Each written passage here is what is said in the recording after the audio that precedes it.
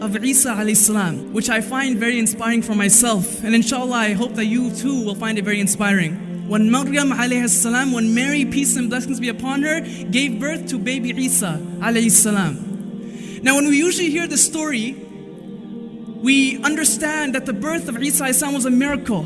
That he was born without a father, he was born miraculously. And so we understand that miracles can happen. But if we scratch deeper beneath the surface, there are a few more things to learn from this story. And so I hope to share with you those few more things very quickly, inshallah. Number one, Maryam alayhi salam, she is given a challenge. Allah subhanahu wa ta'ala tells her, Allah subhanahu wa ta'ala sends an angel to her and tells her that you are going to give birth to a baby without a husband, without a father.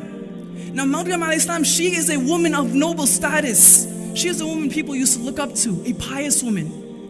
And so now Maryam alayhi salam, she has to go give birth to this baby without family, on her own. Give birth to this baby and bring this baby back to the people and tell her, and I want you to really imagine that you are, the friends of Maryam alayhi salam, right? You are in her time.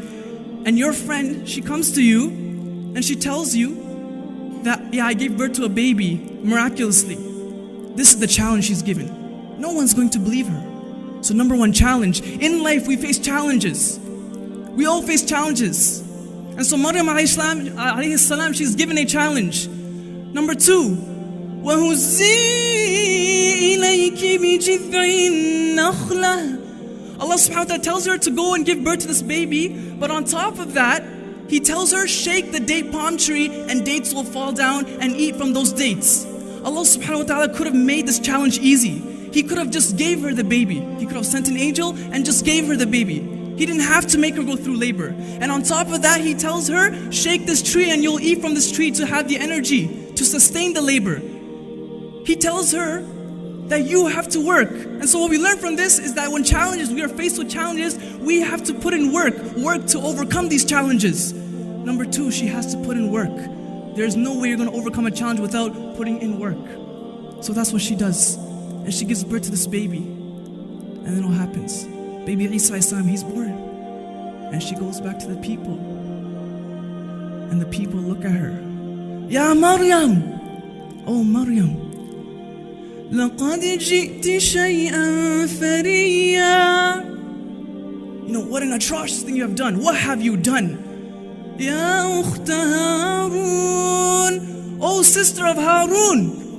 مَا كَانَ أَبُوكِ امْرَأَ سَوْءٍ وَمَا كَانَتْ أُمُّكِ بَغِيًّا. Your father, your mother, they were not like this. What have you done? You have brought in baby. You have committed adultery, fornication. Right? These are the thoughts, assumptions going through the people's minds.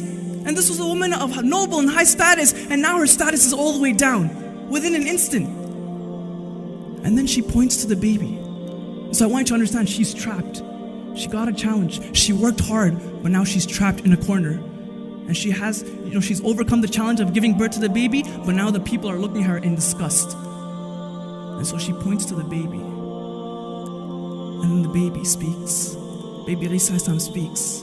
And she testifies for his mother. Inni Abdullah,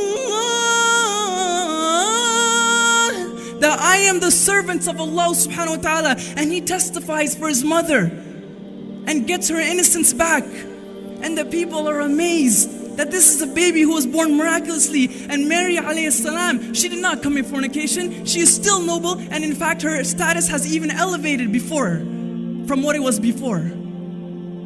And so what we learn from this, we learn that when we face challenges, we have to work hard to overcome them, just like Maryam alayhi salam. But even when we work as hard as we want, sometimes things don't go the way that we expected. They don't go the way we planned. And so even though you may feel trapped in a corner or dug in a hole, even if Allah subhanahu wa ta'ala has to make a baby speak for you, even if Allah subhanahu wa ta'ala has to split the sea for you like He did for Musa Islam, no matter what Allah subhanahu wa ta'ala will do for you, as long as you trust in Him. So I hope you can take these three things: challenge, work, and trusting Allah subhanahu wa ta'ala, and knowing that He will provide for you a way out. Inshallah, I hope that you will take these things and keep them in your mind. Jazakumullah khair for your time. Assalamu alaikum wa rahmatullah.